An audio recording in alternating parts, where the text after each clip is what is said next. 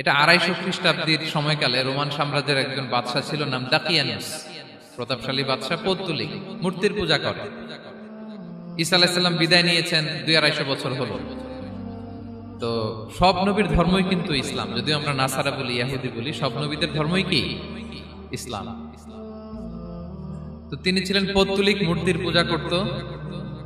আর তার এলাকায় কেউ যদি ঈসা আলাইহিস সালামের নাম নিত, আখিরাতে বিশ্বাস করত, আল্লাহ বিশ্বাস করত, তাদেরকে তারা পাথর মেরে হত্যা করত। এজন্য ভয়ে কেউ ঈসাই ধর্মে ঈমান আনত না, মানে ইসলামে ঈমান আনত না। এই রাজার ভয়ে সবাই মূর্তির পূজা করত। কিন্তু 7 জন যুবক ছিল, তারা স্রোতে গা ভাসিয়ে দেয়নি। স্রোতের বিপরীতে তারা ঈমান নিয়ে দাঁড়িয়েছে। তারা ঈসা আলাইহিস সালামের রেখে যাওয়া সত্য ধর্মের উপর ঈমান এনেছিল, আখিরাতে তারা বিশ্বাস করত। তো এই 7 জন যুবকের কথা ছড়াতে ছড়াতে রাজা দাকিয়ানুসের কাছে চলে যায়। উনি তো রেগে মেগে ডেকে পাঠালো 7 জনকে। তাদেরকে জিজ্ঞেস করলো, তোমরা কাকে মানো? বলতেছে, এক আল্লাহকে মানি। সাহসী, খুবই সাহসী। বলতেছে, তুমি কি জানো তোমরা কার সামনে কথা বলতেছো? আমি তো তোমাদেরকে মৃত্যুদণ্ড দিতে পারি। তারা বলে, দেন, কিন্তু আমরা সব বিসর্জন দিলেও ঈমান বিসর্জন দিতে পারবো না। সুবহানাল্লাহ। তিনি বললেন, তোমরা যুবক মানুষ, রক্ত গরম, আবেগে কথা বলতেছো, 3 দিন সময় দিলাম, যাও, ঈসার নাম ভুলে যাও, আখিরাত ভুলে যাও, আল্লাহর নাম ভুলে যাও। 3 দিন পরে তোমাদেরকে আবার ইন্টারভিউ নেব। ওই দিন যদি একই কথা বলো, পাথর মেরে 7 জনকে দুনিয়া থেকে উড়িয়ে দেব। তারা চলে গেল। এবার 7 বন্ধু মিলে পরামর্শ করতে লাগলো, কি করতে পারি আমরা, এই গুণে ধরা সমাজকে আমরা কিভাবে বাঁচাবো, এই পৌত্তলিকতার ছোবল থেকে এই ইফসিস নগরীকে বাঁচাবো কি করে। নগরীটার নাম ছিল ইফসিস নগরী। বর্তমানে এটা তুরস্কের ইজমির শহরে অবস্থিত। এখনো জায়গাটা প্রত্নতাত্ত্বিকদের ওই ইয়েতে এটা সংরক্ষিত, এখনো টুরিস্টরা যায়। তো তারা বলল, আমরা ঈমান বিসর্জন দিব না, যদি আমরা ওদের কথা মেনে নেই আমরা তো মুশরিক হয়ে গেলাম। চলো আমরা এক কাজ করি, আমরা এলাকা ছেড়ে দিই। এই 7 যুবক আল্লাহর উপর ভরসা করে তারা বাড়ি ঘর, আত্মীয় স্বজন সব ছেড়ে দিয়ে, লোকালয় ছেড়ে দূরে একটা পাহাড়ের ভেতরে আশ্রয় নিল। পাহাড়ের ভেতরে একটা গুহা ছিল। এই গুহাকেই আরবিতে বলে আল কাহাফ। কি বলে? এই সূরার নাম কি? সূরাতুল কাহাফ। তো তাদের সাথে সাথে একটা কুকুরও যাচ্ছিল। তারা বারবার তাড়িয়ে দেওয়ার চেষ্টা করতেছিল কুকুরটাকে, যাতে না যায়, কিন্তু কুকুর শুধু কান্না করে তার সাথে যাওয়ার জন্য ঘেউ ঘেউ করতেছিল। এই কুকুরটাকেও সাথে নিল। ভালো মানুষদের সাথে থাকলে কি হয় দেখেন, এই কুকুরের কথা, যেহেতু 7 জন ইমানদারের সাথে একটা কুকুর ছিল, এই কুকুরের কথা আল্লাহ সূরাতুল কাহাফে উল্লেখ করে দিয়েছেন। ওয়া কালবুহুম বাসিতুন যিরাআইহি বিল ওয়াসি। তো তারা ভিতরে গেল, যে প্রচন্ড ক্লান্ত, তারা ঘুমিয়ে পড়ল। কি করলো? এই এক ঘুমে আল্লাহ 309 বছর কাটাই দিলেন। কয়শো 9 বছর? 9 বছর ঘুম, সব ঘুম, প্রচন্ড ঘুম, ঘুম যেন আর কাটে না। 309 বছর পরে এরা জাগল। এখন খুব ক্ষুধা, ঘুমে আর মোর ভাঙতেছে। আর একজন জিজ্ঞেস করতেছে, কি লম্বা সময় ঘুম দিলাম কোথায় আমরা? একজন বলতেছে, হ্যাঁ মনে সারাদিনই ঘুমাইছি আমরা। আরেকজন বলতেছে, না না, সারাদিন না, দিনের কিছু অংশ হয়তো ঘুমাইছি। আসলে কয় বছর ঘুমাইছে? 309 বছর। তো এদিকে সভ্যতার তো চেঞ্জ। এখানে ওই দাকিয়ানুস মরে, এর ছেলে মরে, এর নাতি মরে, পুতি মরে, এখন 6ষ্ঠ নম্বর রাজা আসছে। প্রজন্মের পর প্রজন্ম তো শেষ। 309 বছরে কমপক্ষে 4-5টা জেনারেশন চেঞ্জ হবে। তো জেনারেশন চেঞ্জ হয়ে, এলাকা চেঞ্জ হয়ে, তারা যে স্বপ্ন দেখেছিল এই ইফসিস নগরীতে কালিমার পতাকা উঠবে, তাদের স্বপ্ন আল্লাহ বাস্তবায়ন করেছেন। 309 বছরের ব্যবধানে এই এলাকার সবাই মুসলিম হয়ে গেছে। আল্লাহ চাইছিলেন ওদেরকে দেখাবে, এটা ওদের স্বপ্নটা যে বাস্তবায়ন হয়েছে এটা দেখাবে। তো ঘুম থেকে উঠছে, একজনকে তারা বললো যে লুকায় লুকায় চাদর মুড়ি দিয়ে কিছু রুটি নিয়ে আসো বাজার থেকে, যাতে তোমাকে না চিনে। চাদর মুড়ি দিয়ে যাও। কিছু পয়সা ছিল, মুদ্রা দিয়ে দিছে। তো সে যে যখন দোকানদারের কাছ থেকে রুটি নিয়েছে আর মুদ্রা দিছে, দোকানদার বলে, এই মুদ্রা কোথা থেকে আসলো? 309 বছর আগে মালয়েশিয়াতে রিঙ্গিট ছিল কিনা জানি না, যেভাবে ওরা ট্রানজাকশন করতে পারে, যেটা ছিল ওইটা যদি এখন কেউ দেয়, রাধুনী বিলাসে খাবার পাওয়া যাবে? হ্যাঁ। তো রুটিওয়ালা বলে, তুমি বর্তমান সময়ের মুদ্রা দাও, এটা দিচ্ছ কেন? বলতেছে, এটা তো বর্তমান সময়ের মুদ্রা। বলতেছে, এই যে মুদ্রার মধ্যে দেখো কোন সালের সিল দেওয়া, এটা তো শত শত বছর আগে। বলতেছে, কি বলে শত বছর আগে? আমি তো আজকে সকালেই বাজার করলাম, ওই বাজার করে যে টাকাগুলো ছিল ওইটাই তো পকেটে। বলে কি, নিশ্চয়ই তুমি গুপ্তধনের সন্ধান পেয়েছো, হিডেন ট্রেজার বলো। মানে তার সাথে এদের কথাবার্তা কিছু মিলতেছে না। পরে তাকে ধরে ওই সময়কার রাজার কাছে নিয়ে গেছে। ওই রাজা আবার মুসলিম, সবাই মুসলিম তখন। সে যা বলে এরাও কেউ বিশ্বাস করে না, এরাও যা বলে এও বিশ্বাস করে না। আর এলাকা এর বাড়িঘর আসবে কোত্থেকে? এর নাতি পুতি যা আছে 5-6 পুরুষ তো মরে সবাই কবরে। তখন তার কথা শুনে সবাই অবাক। তো এটা মিলানোর জন্য তারা 309 বছর আগের দাকিয়ানুস বাদশার সরকারি যে নথিপত্র, ওই পুরাতন ছিঁড়া নথিপত্র তারা বের করলো। বের করে দেখে ঠিকই দাকিয়ানুস নামে এক বাদশা ছিল, আর অনেক শত শত বছর আগে মোস্ট ওয়ান্টেড 7 জন যুবক ছিল, যাদের ব্যাপারে এক্সিকিউশনের অর্ডার ছিল। এখন দেখে তারা অবাক। লম্বা ঘটনা আমি শর্ট করে বলতেছি। পরে সবাই মিলে তাকে সহ ওই গুহায় গেল। গুহায় যাওয়ার পরে সে বাকিদেরকে ডাকতে গুহার ভিতরে ঢুকলো। আল্লাহ তাআলা 7 জনকে ওইখানে মৃত্যু দিয়ে দিলেন। কালের জন্য এই 7 জন ঘুমায় পড়লো। আর এলাকাবাসী রাজা সহ ওইখানে তারা একটা মসজিদ নির্মাণ করলো। This is the story of আসহাবে কাহাফ। তো এলাকাবাসী যদিও মুসলিম হয়েছিল, কিন্তু আখিরাতের ব্যাপারে তাদের একটা সন্দেহ ছিল যে আসলে মানুষ মরার পরে কি আবার জীবিত হবে? মৃত্যুবরণ করার পরে আবার মানুষ জীবিত হবে? তাদের মনের মধ্যে একটা সন্দেহ ছিল যে আসলে মারা গেলে মানুষ আবার উঠতে পারে। তাদের এই সন্দেহ দূর করার জন্য আল্লাহ তাআলা এই 7 জনকে 309 বছর ঘুম পাড়িয়ে আবার জীবিত করলেন। সুবহানাল্লাহ বিহামদিহি। তাহলে ঈমান কিভাবে বাঁচাতে হয়, এটার প্রেরণা আমরা এই 7 যুবকের কাছ থেকে পাই। এখানে যেটা আমরা শিখি প্রিয় ভাইরা, 1 নম্বর লেসন হচ্ছে আমাদের গুড কোম্পানি লাগবে, রাইটাস পিপল। মানে আমাদের সার্কেলটা ভালো হইতে হবে। তাদের 7 জনের সার্কেলটা খুব ভালো ছিল, ফলে তারা বিপথে যায় নাই এবং তারা এমন শক্ত সিদ্ধান্ত নিয়েছে যে আল্লাহ তাআলা সেটাতে বরকত দিয়েছেন, গোটা সমাজকে আল্লাহ তাআলা চেঞ্জ করে দিয়েছেন। এটা হচ্ছে 1 নম্বর লেসন। আপনি ঈমান বাঁচাতে হলে আপনার সার্কেল ভালো লাগবে। খুঁজবেন যে এলাকায় যাবেন ওখানে নামাজি সার্কেল কারা আছে, ওখানে জ্ঞানী গুণী সার্কেল কারা আছে, ওখানে ভালো কাজ করতে চায়, একে অপরকে সহযোগিতা করে, কল্যাণের পথের যাত্রী কারা আছে খুঁজতে হবে আপনাকে। খুঁজে ওই সার্কেলে আপনি যুক্ত হবে, তাইলে ঈমান বাঁচানো যাবে। 2 নাম্বার হচ্ছে the conflict between believers and disbelievers it's universal.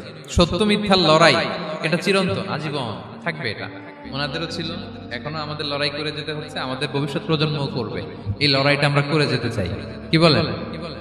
হ্যাঁ, থামা যাবে না? আমরা থামতে আসি নাই, আমরা এই লড়াইটা করে যাব। আমরা সত্যের কথা বলেই যাব ইনশাআল্লাহ। বলেন। 3 নাম্বার হচ্ছে যে লেসনটা আমরা পাই, অনেকগুলো লেসন, আমি খুব প্রেসাইজলি বলতেছি।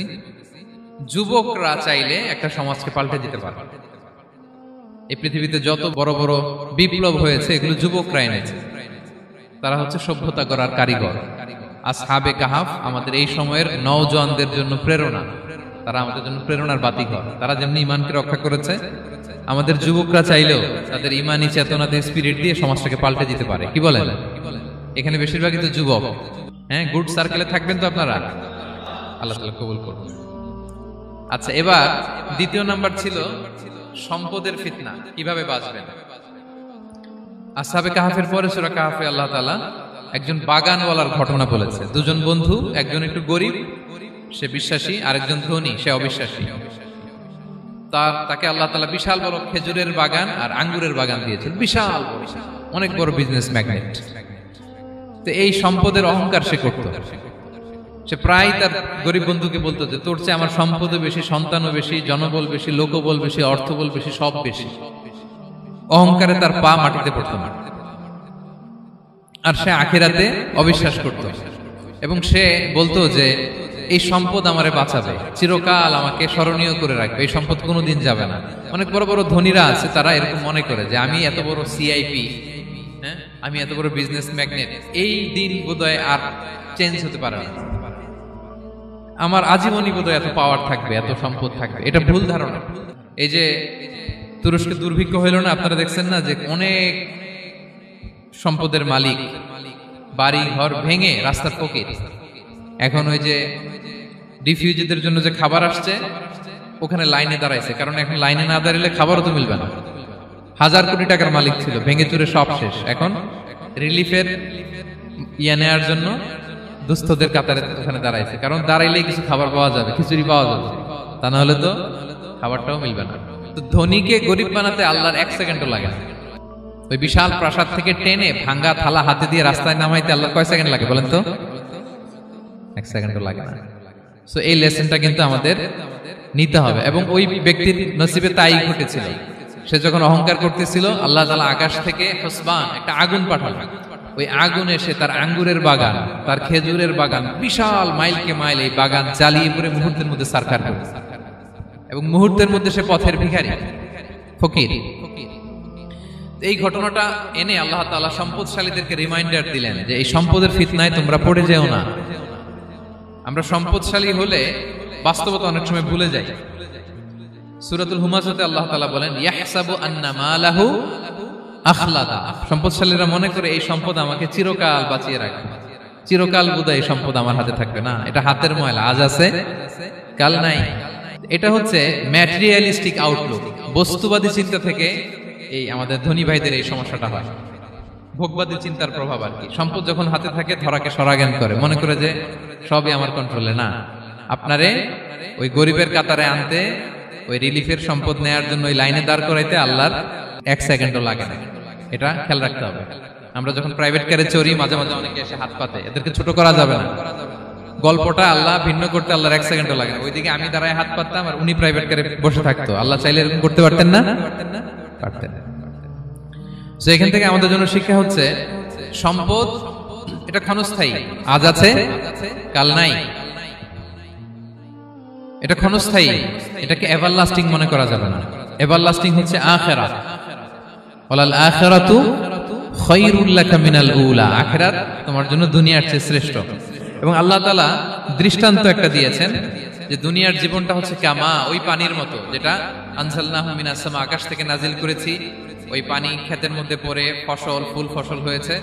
এরপরে যখন ফসল কাটা হয়, ওই ক্ষেত খামার এগুলো তৃণলতা হয়ে যায়, ভুসির মতো হয়ে যায়। তখন বাতাসের ঝাপটায় একবার এদিকে যায়, একবার ওদিকে যায়। অনেক লম্বা উপমা, আমি সংক্ষেপে বললাম। তো শেষ আউটপুটটা হচ্ছে এটা, সম্পদ এটা মুহূর্তেই চলে যেতে পারে। সম্পদ উপার্জন জায়েজ আছে, মুসলিমরা সম্পদ উপার্জন করতে পারবে, কোনো অসুবিধা নাই। আপনি যদি ধনী হন এটা ভালো, ফলে আপনি যাকাত দিতে পারবেন, অসহায় দুস্থদের সহায়তা করতে পারবেন, কন্ট্রিবিউট করতে পারবেন। আপনি সম্পদ হাতের মুঠোয় নেবেন, কন্ট্রোল করবেন, কিন্তু এই দিকে স্থান দিবেন না। দ্যাটস ইট, তাহলেই হবে। আমরা সম্পদ কি করতে পারবো? উপার্জন করতে পারবো, কিন্তু হৃদয়ে স্থান দিতে পারবো না। হৃদয়ে স্থান থাকবে আখিরাতে। এই মাইন্ডসেট যদি আপনি গড়ে তোলেন, তাহলে সম্পদের ফিতনা আপনি কখনো পড়বেন না। এই পয়েন্টটা কি ক্লিয়ার সবার? জ্ঞানেরও কিন্তু ইলমেরও একটা গরম আছে। যার ইলম আছে তার মধ্যে এই সমস্যাটা কাজ করে। সেটার জন্য আল্লাহ তাআলা মুসা আলাইহিস সালাম, খিজির আলাইহিস সালামের ঘটনা বলেন। আমি খুব সংক্ষেপে বলবো, সময় কম। মুসা আলাইহিস সালাম হচ্ছে বনি ইসরাইলের নবী, আর খিজির আলাইহিস সালাম কেউ বলেছেন নবী, কেউ বলেছেন আল্লাহর ওলি। আসলে আরবিতে ওনার নাম খদির, আমরা বাংলায় বলি খিজির।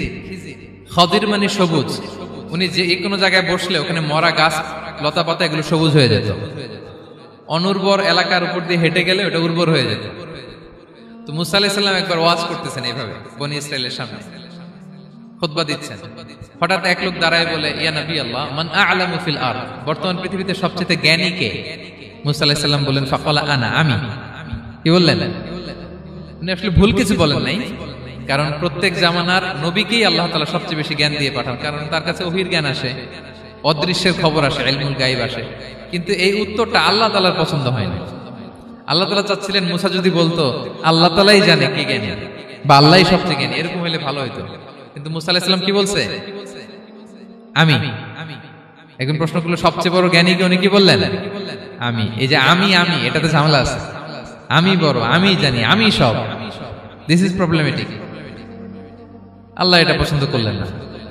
আল্লাহ তাআলা মুসা আলাইহিস সালামকে বললেন, মুসা তুমি যে বলছো তুমি জ্ঞানী, না তুমি জ্ঞানী না, তোমার চেয়ে বড় জ্ঞানী আছে। মুসা আলাইহিস সালাম বলে, তাই নাকি? আমার চেয়ে বড় জ্ঞানী কে? তো আল্লাহ তাআলা বললেন, ইযহাব ইলা মাজমাইল বাহরাইন, দুই সাগর বা দুই নদীর মিলনস্থলে যাও, ওখানে আমার এক বান্দা আছে তোমার চেয়েও জ্ঞানী। মুসা আলাইহিস সালাম বললেন, তাই নাকি? তো আল্লাহ, আমি কিভাবে চিনি উনি কোথায় থাকে, কিভাবে বুঝবো? আল্লাহ বললেন, একটা বড় মাছ নাও, এটাকে ফ্রাই করো, এটাকে ফ্রাই করে একটা ঝুড়ির ভেতরে নাও, যেখানে এই মাছটা সাগরে ঢুকে যাবে ওখানে আমার বান্দাকে পাবে। তো উনি ওনার সহযোগী ইউশা ইবনে নুনকে নিয়ে হাঁটতে লাগলেন। হাঁটতে হাঁটতে এক জায়গায় ক্লান্ত হয়ে পাথরের পাশে বিশ্রাম নিলেন। ওই পাথর থেকে আবার এক ধরনের পানি বের হয়, এই পানিটারে বলে আবে হায়াতের পানি, মা উল হায়াত, জীবন নদীর পানি। এই পানি কোনো মৃত প্রাণী বা বস্তুর গায়ে লাগলে ওটা জীবিত হয়ে যায়। তো ওনারা পাথরে হেলান দিয়ে বিশ্রাম নিচ্ছিলেন, ওই পানি ওই ফ্রাই করা মাছের গায়ে লাগার সাথে সাথে মাছ জীবিত হয়ে ঝুড়ি থেকে বের হয়ে সাগরে ঢুকে গেছে। ওনারা আর খেয়াল করেন না।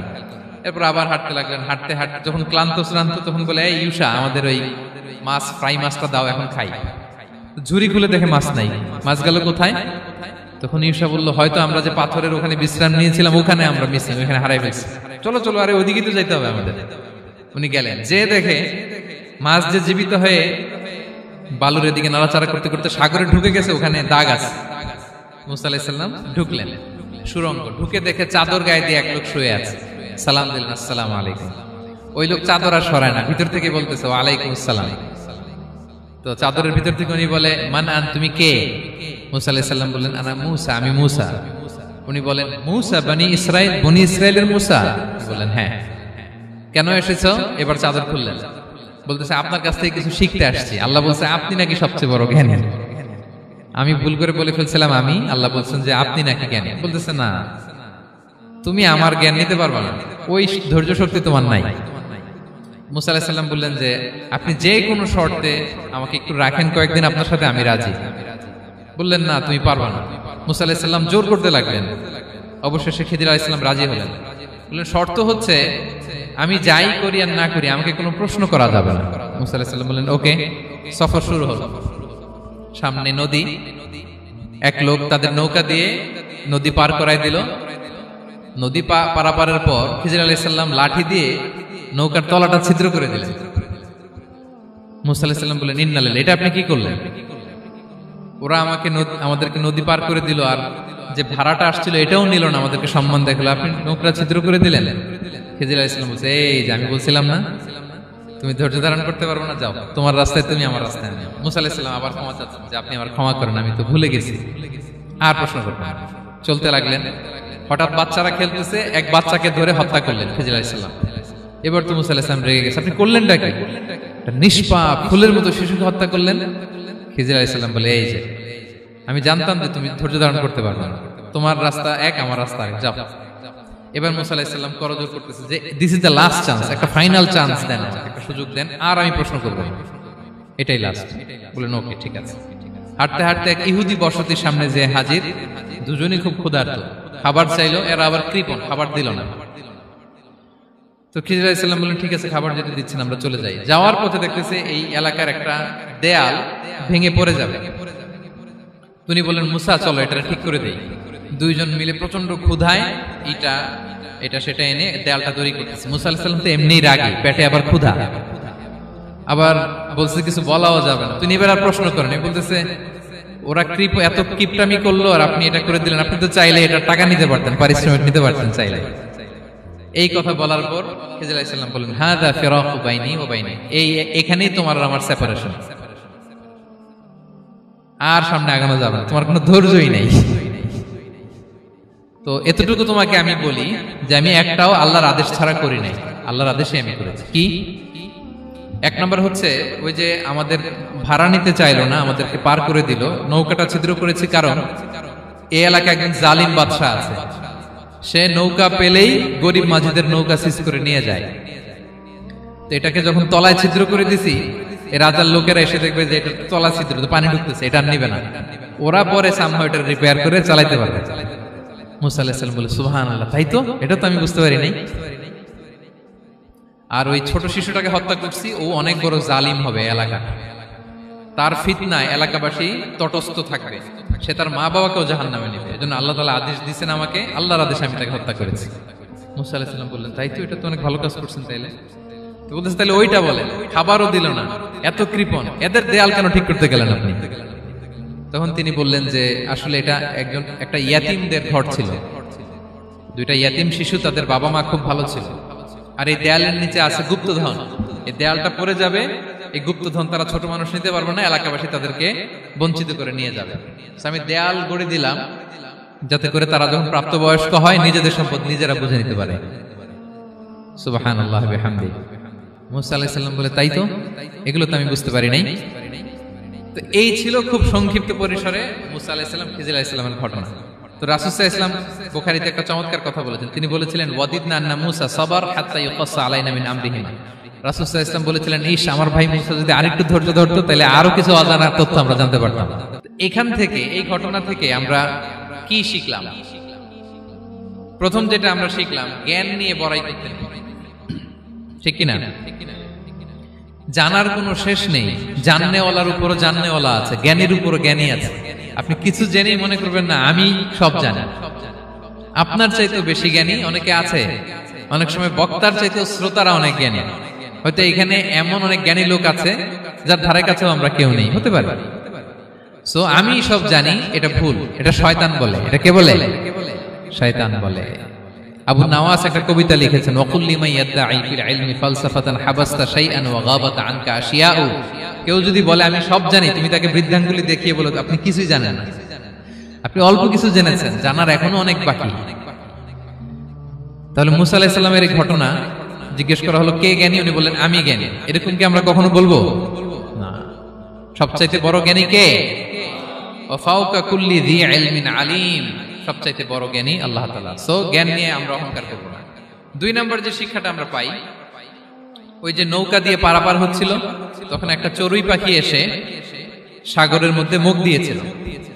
তো খিজির আলাইহিস সালাম বললেন, মুসা, তুমি কি চড়ুই পাখিটা দেখতে পাচ্ছ? হ্যাঁ, দেখতে পাচ্ছি। চড়ুই পাখিটা যে সাগরে মুখ দিলে দেখতে পাচ্ছ? হ্যাঁ, দেখতে পাচ্ছি। তখন খিজির আলাইহিস সালাম বললেন, চড়ুই পাখিটা সাগরে মুখ দিয়ে পানি খাওয়ার পরে চড়ুই পাখির ঠোঁটে বা চঞ্চুতে যতটুকু পানি লেগে আছে, এই পানিটা হচ্ছে তোমার, আমার এবং মহাবিশ্বের আমাদের সকলের জ্ঞান। আর এই মহাসাগরের সকল পানি হচ্ছে আল্লাহ তাআলার জ্ঞান। আল্লাহ তাআলা বলেছেন, ওমা উতিতু মিনাল ইলমি ইল্লা কালিলা। আমি তোমাদেরকে একেবারে অল্প জ্ঞান দিয়েছি, একেবারে অল্প। এই রহস্যে ঘেরা এই মহাবিশ্বের অনেক কিছু আমাদের অজানা। প্রিয় ভাইরা, আমরা অনেক কিছু জানি না। আমাদের এই লিমিটেড নলেজ এগুলো ধরে না, তারপর আমরা জ্ঞানের বড়াই করি। আপনারা উপমাটা বুঝতে পারছেন? একটা নৌকা থেকে চড়ুই পাখি ঠোঁট দিয়ে পানি খাচ্ছে, পানি খাওয়ার পরে স্বভাবতই চড়ুই পাখির ঠোঁটে একটু পানি তো লাগবে। খিজির বললেন যে এই পানিটা হচ্ছে তোমার, আমার, পৃথিবীর সবার জ্ঞান। আর এই সাগরের বাকি পানিগুলো কার জ্ঞান? এবার বুঝতে পারছেন আল্লাহ তাআলার জ্ঞানের পরিধি। আমরা জ্ঞান নিয়ে যেন কখনো কি না করি, বড়াই না করি। জ্ঞান 2 ধরনের, একটা বাহ্যিক জ্ঞান, একটা অন্তর্নিহিত জ্ঞান।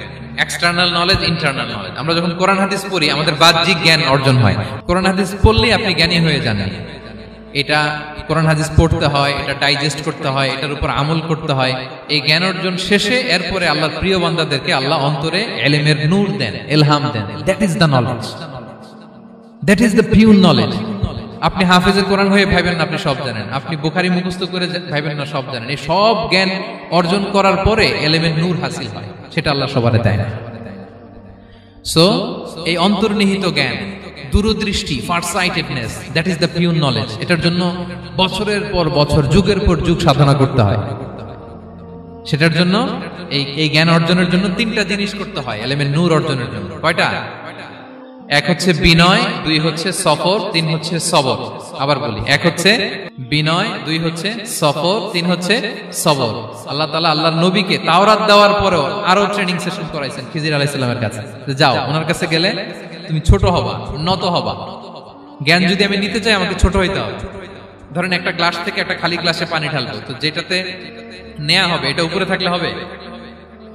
যেই গ্লাসটার মধ্যে পানি আছে এটা উপরে থাকবে, ওইটা ব্ল্যাঙ্ক গ্লাসের মধ্যে পড়বে। আপনি নলেজ, ইলম নিতে চাইলে আপনাকে নিচে থাকতে হবে, উনি উপরে থাকবে। আপনার শায়েখ আপনাকে দিবে, আপনার উস্তাদ আপনাকে দিবে, আপনার মুর্শিদ আপনাকে দিবে। বুঝতে পেরেছেন? তাহলে আমাদেরকে হাম্বলনেস লাগবে। শিখতে হইলে হাম্বল হইতে হয়, বিনয়ী হইতে হয়। আচ্ছা, 2 নাম্বার সফর করতে হয়। এটা আল্লাহ মুসা আলাইহিস সালামকে দিয়ে করাইছেন, যাও পিছে পিছে উস্তাদের পিছে পিছে ঘুরো। এজন্য সফর করতে হয়। এখন ঘরে বসে অনেক কিছু জানা গেল, উস্তাদের সান্নিধ্য লাগে, সফর করতে হয়। আমাদের ক্লাসিক আলেমরা হাদিস কালেকশনের জন্য শহরকে শহর সফর করতেন। এখনো আমাদের আলেমরা দেওবন্দে যায়, মিশরে যায়, মদিনায় যায়। এগুলো আপনাকে লাগবে। তাহলে বিনয়, সফর, 3 নম্বরে কি? সবর। ধৈর্যশীল হইতে হবে। দেখেন মুসা আলাইহিস সালাম বারবার প্রশ্ন করে ফেলতেছেন, বারবার ওয়াদা ভঙ্গ করতেছেন। এরকম করলে হবে না, ধৈর্য লাগবে। ধৈর্যের বলে বলিয়ান হলে তখনই আপনার মধ্যে ইলম আসবে। তাহলে জ্ঞানের ফিতনায় পড়ার আর আমাদের কোনো সম্ভাবনা আছে? আমরা বিনয়ী হব, আমরা জ্ঞান আল্লাহর দিকে ফিরাই দেব, আমরা বলবো উনি সবচেয়ে ভালো জানেন। পারা যাবে তো ইনশাআল্লাহ? সাল্লাম বলেছেন, দুনিয়া কুল্লুহা মাতা ওয়া খায়রু মাতা'আদ দুনিয়া আল মারআতু সালিহা। এই দুনিয়াতে যা দেখা যায় সব সম্পদ, বাড়ি গাড়ি, ব্যাংক ব্যালেন্স, ফ্যাক্টরি, এগুলো সম্পদ। দু চোখে যা দেখো সব সম্পদ। আর এই সব সম্পদের মধ্যে শ্রেষ্ঠ সম্পদ হচ্ছে নেককার নারী। সুবহানাল্লাহ পড়তে পারলেন না? এই দুনিয়ার যত সম্পদ আছে সব সম্পদের মধ্যে শ্রেষ্ঠতম সম্পদ হচ্ছে নেককার নারী, যেটা টাকা দিয়ে কেনা যায় না। তাই আমি বলি, নারীদের পেট হচ্ছে এটা খনির মতো। খনি, আপনারা কি তেলের খনির নাম শুনেছেন? তেলের খনি, গ্যাসের খনি, কয়লার খনি, সোনার খনি, হীরার খনি। তো এই খনিগুলোর মতো আমাদের মা বোনদের পেটগুলো খনি। এই মা বোনদেরকে যদি আমরা কোরআন শিখাই, হাদিস শিখাই, ইসলামী সাহিত্য পড়তে দেই, ইসলামী তাহাদিব, তামাদ্দুন, শিষ্টাচার, ভদ্রতা যদি তাদেরকে শিখাই, কোরআন সুন্নাহর আলোকে যদি তাদেরকে আমরা যত্ন নেই, তাহলে এই নারীদের পেট থেকে বড় বড় আল্লাহর ওলি বের হবে, আলোকিত মানুষ বেরোবে, হাফেজে কোরআন বেরোবে, মুফাসসিরে কোরআন বেরোবে। আর এই একই নারীকে যদি আমরা কোরআন শিক্ষা না দেই, ইসলাম শিক্ষা না দেই, এই নারীদের পেট থেকে বড় বড় চাঁদাবাজ আর টেন্ডারবাজ বেরোবে। চিল্লায় বলি ঠিক কিনা? এজন্য এই নারীদের পেটটা খনি, যত্ন নিতে হবে এদেরকে কোরআন দিয়ে, সুন্নাহ দিয়ে। আল্লাহর এজন্য কোরআনের সাথে আমাদের অ্যাটাচমেন্ট বাড়ানোর দরকার আছে না নাই? আমরা যেন বেশি বেশি কোরআনের সাথে সম্পর্ক বাড়াতে পারি, কোরআনকে যেন আমরা বন্ধু বানাই। আমাদের বন্ধু হবে কোরআন। আমাদের বন্ধু হবে কি? আমাদের নিঃসঙ্গ সময়ের বন্ধু হতে হবে কোরআন। এই কোরআন যদি দুনিয়াতে আমরা বন্ধু বানাতে পারি কোরআনকে, কবরেও এই কোরআনকে আমাদের বন্ধু বানায় দিবে কে? কিয়ামতের ময়দানেও এই কোরআনকে আমাদের জন্য সুপারিশকারী করে বানাবে কে? অনেকে বলে, হুজুর ওই এলাকায় পর্দার ওয়াজ করছেন, এখানে পর্দার কথা বলেন কেন? বলে না? অনেকে বলে, হুজুর ওই জেলায় নামাজের ওয়াজ করছেন, তো এই জেলায় আবার নামাজের কথা কন কেন? হুজুর ওইখানে সুদ খাওয়া যাবে না বলছেন, এইখানে বলেন কেন? নামাজ কি শুধু ওই জেলায় লাগবে? আমরা সূরা ফাতিহা প্রতিদিন কয়বার পড়ি? ফরজ নামাজে 17 বার, সুন্নত সহ 40-45 বার। যে ব্যক্তি 50 বছর ধরে নামাজ পড়ে, এই বেটা যে কয় লক্ষ বার সূরা ফাতিহা পড়ছে বেটা নিজেও জানে না, ঠিক কি না? আচ্ছা, আপনারা কি জানেন যে সূরা আর রহমানে একটা আয়াত আছে, যে আয়াতটা আল্লাহ বারবার বারবার ওই সূরার ভেতরে উল্লেখ করেছে, সূরা আর রহমানে? জানেন কি আয়াতটা কি? কি আয়াত? ফাবিআইয়ি আলা রাব্বিকুমা তুকাযযিবান। এই আয়াতটা আল্লাহ তাআলা একবার দুইবার নয় 31 বার উল্লেখ করেছেন সূরা আর রহমানের ভেতরে। সুবহানাল্লাহ পড়েন। তার মানে জরুরি কথা সব জায়গায় বলতে হয়, বারবার বলতে হয়, চিল্লায় বলতে হবে, ঠিক কিনা? বিশাল পথ পাড়ি দিয়ে দাওয়াত দিলেন, বিনিময়ে পেলেন পাথরের আঘাত। রক্তাক্ত হলেন বিশ্বনবী। আদ্দাস নামে খ্রিস্টান ছেলে বিশ্বনবীর হাতে কালিমা পড়ে মুসলমান হয়ে গেল। আল্লাহু আকবার। বিশ্বনবী খেজুর বাগানে ঢুকলেন, গা দিয়ে ঝরো ঝরো ঝরো ঝরো করে রক্ত বয়ে যায়। সাইয়েদনা যায়েদ রাদিয়াল্লাহু তাআলা আনহু পানি নিয়ে আসলেন। বিশ্বনবী ওযু করলেন, ফজরের নামাজে দাঁড়িয়ে লম্বা কেরাত পড়লেন। কেরাত শেষে বিশ্বনবী বসে আছেন, মন খারাপ। কার মন খারাপ?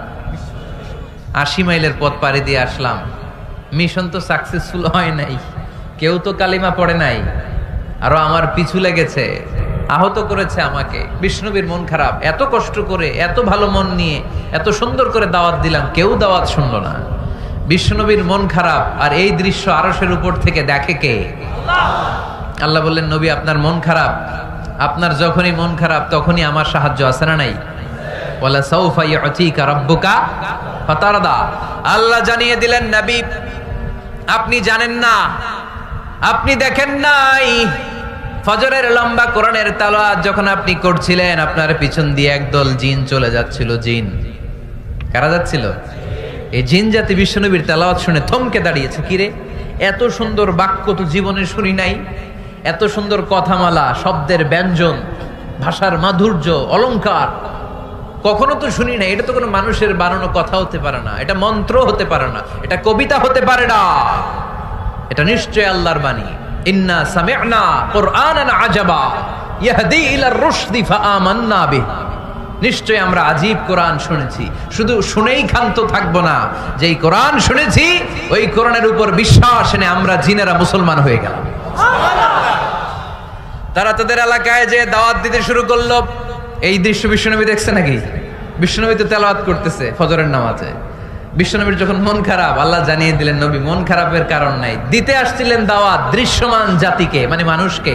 কিন্তু এদের উপর যদিও দাওয়াত ফলপ্রসূ হয় নাই, অদৃশ্যমান এক জাতি জিন জাতি আপনার মুখনিসৃত কণ্ঠে সুন্দর তেলাওয়াত শুনে পুরো জিন জাতি কালিমা পড়ে মুসলমান হয়ে গেছে।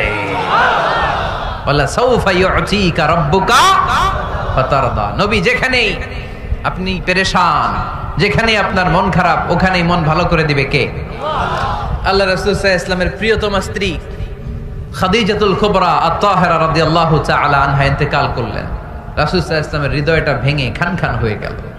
চাচা আবু তালেব ইন্তেকাল করলেন, হৃদয়টা ভেঙে খান খান হয়ে গেল। চারদিক থেকে শত্রুতা বাড়তে শুরু করলো, কোনো দিক থেকে সাহায্য নাই। বিশ্বনবী আবার পেরেশান, কই যাব, কোথায় গেলে আশ্রয় পাবো? আমার তো কেউ নাই, কেউ আমার দুনিয়ায় বেঁচে নাই। প্রাণাধিক প্রিয় স্ত্রী খাদিজাতুল কুবরা দুনিয়া ছেড়ে বিদায় নিল। যেই চাচা আমার শেল্টার দিয়ে রাখতো কাফেরদের হাত থেকে, চাচাও চলে গেল। এখন আমি কই যাব? আল্লাহ বললেন কই যাবেন? জায়গা পান না, আমার আরশে চলে আসেন, আমার আরশে চলে আসেন। সুবহানাল্লাযী আসরা বিআবদিহি লাইলাম মিনাল মাসজিদিল হারামি ইলাল মাসজিদিল আকসা। সুবহানাল্লাহ পড়েন। সাইয়েদনা জিব্রাইলকে দিয়ে আল্লাহ সারপ্রাইজ দিলেন তার নবীকে। কি দিলেন? সারপ্রাইজ শব্দটার সাথে পরিচিত না আমরা? হঠাৎ করে কাউকে এমন কিছু দেখালাম বা দিলাম সে কল্পনাও করে নাই। সাইয়েদনা জিব্রাইল মারফত আল্লাহ তাআলা তার প্রিয় হাবিবকে সারপ্রাইজ দিলেন। তিনি তার চাচাতো বোনের ঘরে শুয়েছিলেন, হঠাৎ করে সাইয়েদনা জিব্রাইল ঘরের ছাদকে উঠিয়ে ফেললেন, বিশ্বনবীকে শাঁ করে নিয়ে হাতিমে শুইয়ে দিলেন, গলার এখান থেকে নাভি পর্যন্ত ছিঁড়ে ফেললেন। এটাকে বলে ওপেন হার্ট সার্জারি, শাক্কে সাদার, সিনা চাক করলেন। আল্লাহ রাসূলের হৃদয়ে বের করে জামজামের পানি দিয়ে ধৌত করলেন। হৃদয়ে নূর, ঈমান, হিকমা, প্রজ্ঞা দিয়ে হৃদয়টারে আবার পরিপূর্ণ করলেন, আবার সেলাই করে দিলেন। তারপরে সরাসরি এখান থেকে বাইতুল মাকদাস, ওখান থেকে আল্লাহর আরশে নিয়ে গেলেন। আল্লাহ সাউফা ইউতিকা রাব্বুকা ফাতারদা। নবী, এমন এমন জিনিস আমি আপনারে দেব, আপনি তো নিয়ে কুল পাবেন না। যখনই আপনার মন খারাপ, তখনই আমার দেয়া নেয়ামত আপনার জন্য আছে না নেই? মেরাজে চলে গেলেন, রবের সাথে সাক্ষাৎ করে দুনিয়ায় আসলেন। আসার পরে মক্কার লোকেরা আবার বিশ্বনবীকে হত্যার ষড়যন্ত্র শুরু করে দিল। বিশ্বনবী ডানে যাওয়ার জায়গা পায় না, বায়ে যাওয়ার জায়গা পায় না, সামনেও যেতে পারে না, পেছনেও যেতে পারে না। আল্লাহ বললেন নবী এই এলাকায় আর থাকার দরকার নাই, আপনি মদিনায় চলে যান। তবা তয়বা মদিনাতুন নবী, পবিত্র শহর, যে শহরের মাটিতে বরকত, যে শহরের বালুতে বরকত। চিল্লায় পড়েন সুবহানাল্লাহ। বিশ্বনবী আল্লাহ তাআলার আদেশে এই কষ্টকর পরিস্থিতি থেকে উত্তরণের জন্য মক্কা থেকে মদিনায় গেলেন। মদিনায় যাওয়ার সাথে সাথে লোকজন গাইতে শুরু করলো, তালাআল বাদরু আলাইনা মিন সানিয়াতিল ওয়াদা ওয়াজাবা শুকরু আলাইনা মাদাআ লিল্লাহি দা আইয়ুহাল مبعوث فينا جئت من أمر المطاع جئت شرفت المدينة مرحبا يا خير داع সবাই পড়েন طلع البدر علينا من ثنيات الوداع وجب الشكر علينا ما دعا لله داع সুবহানাল্লাহ পড়েন। নামাজ শেষে বিশ্বনবী দুঃখ নিয়ে উপরে তাকায়। আল্লাহ তো আর দেখে টেকে না, তাই না? দেখে দেখে। আল্লাহ বলে قد نرى تقلب وجهك في السماء। ও নবী, আপনি যে আকাশের দিকে তাকিয়ে মন খারাপ করে মনে মনে বিড়বিড় বিড়বিড় করে কি কি বলেন, সব আমি জানি, সব আমি দেখি। ফাওয়াল্লি ওয়াজহাকা শাতরাল মাসজিদিল হারাম। আর দেরি নয়, আর কাল বিলম্ব নয়, যেখানে ফিরে আপনার সেজদা দিতে মনে চায় আজ থেকে ওই কাবার দিকে আপনার কিবলা আমি মুহূর্তেই পরিবর্তন করে দিলাম গো নবী। নবীর যেটা মন চাইতেছে আল্লাহ ওইটাই দিতেছে।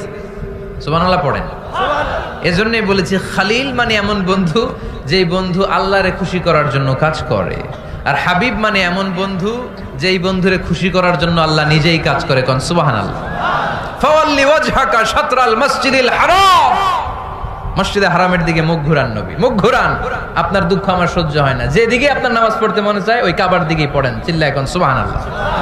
এভাবে যত জায়গায় নবী চিন্তিত, নবীর চিন্তা দূর করে দিছে কে? আল্লাহ রাসূল এই কোরআন থেকে জানতে পারলেন আগের নবীরা হায়াত পেয়েছে 1000 বছর, 2000 বছর। আগের নবীর উম্মতেরা হায়াত পেয়েছে 800 বছর, 1200 বছর। আমাদের নবী পৃথিবীতে বেঁচে ছিলেন কয় বছর? সবাই বলেন। এবং সুনানে তিরমিজির হাদিস, আল্লাহ রাসূল সাল্লাল্লাহু আলাইহি ওয়াসাল্লাম বলেছেন আমারু উম্মতি মা বাইনা আস-সিত্তিন ইলা 70। আমার উম্মতের গড় বয়স হবে 60 থেকে 70। ওয়া আকাল্লুহুম মা ইয়াজুজু যালিক, এর চেয়ে বেশি হায়াত পাবে হাতে গোনা অল্প কয়েকজন। বেশিরভাগই 60-70 এর মধ্যে মরে শেষ, ঠিক কি না? এখন আমাদের সমাজের কি অবস্থা? এটাই তো। আমার উম্মতি মা বাইনা 60 ইলা 70, আমার উম্মতের গড় বয়স হবে 60 থেকে। এই কথা শোনার পরে বিশ্বনবী আবার কাঁদতে শুরু করলেন, কারণ বিশ্বনবীর টেনশন হচ্ছে আগের উম্মতের হায়াত পাইছে বেশি, ইবাদত করছেও। আমার উম্মত হায়াত পাইছে কম, ইবাদতের সুযোগও। হায় রে, আমার উম্মতের কি হবে? আমার উম্মতের কি হবে? এই নবী তো এমন নবী, সব নবীকে আল্লাহ একটা দোয়া করার সুযোগ দিয়েছিলেন, যে দোয়াটা করা মাত্রই কবুল। এটাকে আরবিতে বলে দাওয়া মুস্তাজাবা। লিকুল্লি নবিয়িন দাওয়া মুস্তাজাবা। সব নবীকে আল্লাহ একটা করে দোয়া করার সুযোগ দিয়েছে, আর এই দোয়াটা করা মাত্রই কবুল। আর সব নবীরা দুনিয়াতেই ওই দোয়া করে ফেলেছে। আল্লাহ রাসূল সাল্লাল্লাহু আলাইহি ওয়াসাল্লাম বলেছেন ওয়া ইন্নী আখতাবিউ দাওয়াতি শাফাআতান লি উম্মতি ইয়াউমাল কিয়ামা। ওই দোয়াটা আমি দুনিয়ায় করি নাই, ওই দোয়াটা আমি তোমাদের জন্য কিয়ামতের ময়দানে যাতে তোমাদেরকে সুপারিশ করে জান্নাতে ঢুকাতে পারি ওই জন্য রেখে দিয়েছি।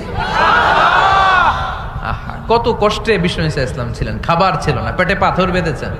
যদি বলতেন আল্লাহ ওই দোয়াটা করলাম, আপনি খাবার দেন, জান্নাতের খাবার পাঠায় দিত কে?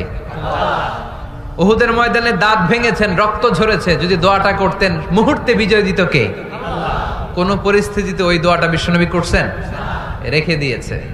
দেখেন, অন্য নবীর সাথে আমার নবীর অ্যাটিটিউডে পার্থক্য। অন্য নবীরাও চাইলে রাখতে পারতো এদের উম্মতের জন্য, না, বিপদের দিনে ওটা কাজে লাগাই ফেলছে। প্রত্যেক নবী একটা করে দোয়া করার সুযোগ পেয়েছিল, যে দোয়াটা করা মাত্রই কবুল। সব নবীরা দুনিয়াতেই শেষ, একমাত্র শুধুমাত্র কেবলমাত্র আমার আর আপনার নবী ছাড়া রেখে দিয়েছেন তিনি, রেখে দিয়েছেন ওই দোয়া আমাদের জন্য, আমার জন্য, আপনার জন্য, আমাদেরকে বাঁচানোর জন্য ওই দোয়া রেখে দিয়েছে। চিল্লায় বলেন ঠিক কি না? রেখে দিয়েছেন। কাঁদতে লাগলেন, আল্লাহ আগের উম্মতেরা হায়াত পেয়েছে 1000 বছর, ইবাদত করেছে বেশি, আমার উম্মতেরা 60 আর 70 মাঝখানে মরলে এদের নসিবে কি হবে? আমার উম্মতের তো ইবাদতের সংখ্যা কম। আবার কান্না শুরু করলেন, মন খারাপ আল্লাহ দেখে, নবীর যে মন খারাপ আল্লাহ দেখে। আল্লাহ নাজিল করলেন ইন্না আনজালনাহু ফি লাইলাতিল কদরি ওয়া মা আদরাকা মা লাইলাতুল কদর লাইলাতুল কদরি খায়রুম মিন আলফি শাহর। সুবহানাল্লাহ পড়েন। আল্লাহ বলে নবী আপনি কাঁদবেন না, আপনার চোখের পানি আমার সহ্য হয় না। অন্যান্য নবীর উম্মতদেরকে হায়াত দিয়েছি বেশি, কদরের রাত দেই নাই। আপনার উম্মতকে যদিও হায়াত লম্বা দেই নাই, কিন্তু আপনার উম্মতকে আমি লাইলাতুল কদরের রাত দিয়েছি গো নবী। লাইলাতুল কদরি খায়রুম মিন আলফি শাহর, 1000 মাসের চেয়ে সেরা। এই এক কদরের রাতে যদিও 60 থেকে 70 বছরের মধ্যে মারা যাবে, কিন্তু এই এক কদরের রাতে ইবাদত করলে 1000 বছর ইবাদত করলে যে সওয়াব, তার চেয়েও বেশি সওয়াব আপনার উম্মতের আমলনামায় ঢুকায় দিবে কে? আল্লাহ। খায়রুম মিন আলফি শাহর, 1000 বছর। 1000 বছরে হয় 83 বছর 4 মাস। আলফি শাহর 1000 মাস, 1000 মাসে হয় 83 বছর 4 মাস। এজন্য কদরের রাতে ইবাদত করতে রাজি আছেন তো? বিশ্বনবীর যেখানেই মন খারাপ মন ভালো করে দেয় কে? সর্বশেষ কিয়ামতের ময়দানে মাকামে মাহমুদে বিশ্বনবী সিজদায় পড়ে কাঁদবেন। আল্লাহ বলবেন, জিব্রাইল যাও, দুনিয়ায় কান্না সহ্য করতে পারি নাই, আজ কিয়ামতের ময়দানেও আমি আমার নবীরে কাঁদতে দেব না। ইযহাবিয়া জিব্রাইল কুল্লাহু মা ইউবকিক, যে আমার নবীরে বলো, নবী আপনি কাঁদেন কেন? সাইয়েদনা জিব্রাইল যে বললেন, নবী আল্লাহ জিজ্ঞেস করেছেন আপনার কান্নার কারণ কি। বিশ্বনবী তখনও সিজদা থেকে মাথা তোলেন না, সিজদায় পড়ে উত্তর দেয়, উম্মতি উম্মতি উম্মতি উম্মতি রব্বি হাবলি উম্মতি। আল্লাহ আমার গুনাহগার উম্মতের কি হবে? আল্লাহ আমার উম্মতের কি হবে? আল্লাহ আমার উম্মতের কি হবে? আল্লাহ বললেন, জিব্রাইল তাড়াতাড়ি যাও, আমার নবীর কান্না আমার সহ্য হয় না, আমার নবীর কানে কানে যে বলো, ইন্না সানুরদিকা ফি উম্মাতিক, দুনিয়াতে যেমনি আপনি পেরেশান অবস্থায় মন খারাপ অবস্থায় আমি আপনার মন ভালো করে দিয়েছি, আজকে আপনার উম্মতের ব্যাপারও এমন একটা ঘোষণা আসবে, ওই ঘোষণা পেয়ে আপনি আজও খুশি হয়ে যাবেন গো নবী, আজও খুশি হয়ে যাবেন। ইরফা রাসাক, নবী আপনি মাথা তোলেন, মাথা তোলেন, আর সিজদায় পড়ে থাকবেন না। ইরফা রাসাক, মাথা তোলেন। সাল তুতা, কি চাইবেন চান দিয়ে দেব। ওয়াশফা তুশাফা, যার জন্য রেকমেন্ডেশন করবেন, যার জন্য সিগনেচার করে দিবেন, যার জন্য সুপারিশ করে দিবেন, তার সুপারিশই কবুল করে নেব। চিল্লায় কোন সুবহানাল্লাহ। এরপর বিশ্বনবী সুপারিশ করতে শুরু করবেন আর আমাদেরকে জান্নাতে ঢোকাতে শুরু করবেন। তারপরেও নবী ক্ষান্ত হবেন না। এরপর একটা পতাকা হাতে নিবেন, ওই পতাকার মধ্যে লেখা আলিফ লাম হা মিম দাল, মানে আলহামদু, লিওয়াউল হামদ, প্রশংসার পতাকা। ওইটা নিয়ে জান্নাতের দরজার সামনে দাঁড়াবেন। তখনও পেরেশান, সবাইকে নিয়ে, উম্মতের সব জান্নাতীদেরকে নিয়ে বিশ্বনবী দরজার সামনে দাঁড়িয়ে নক করবেন। ভিতর থেকে জিজ্ঞেস করা হবে, মান আনত, কে আপনি? আল্লাহ রাসূল বলবেন, আনা মুহাম্মদ। তখন রক্ষী ফেরেশতা বলবে, ঠিক আছে, আল্লাহ বলেছে আপনার আগে কারো জন্য যেন এই দরজা না খুলি। মুহূর্তের মধ্যে জান্নাতের দরজা খুলে দেয়া হবে। বিশ্বনবী প্রশংসার পতাকা নিয়ে সব উম্মতকে নিয়ে জান্নাতে ঢুকে যাবে।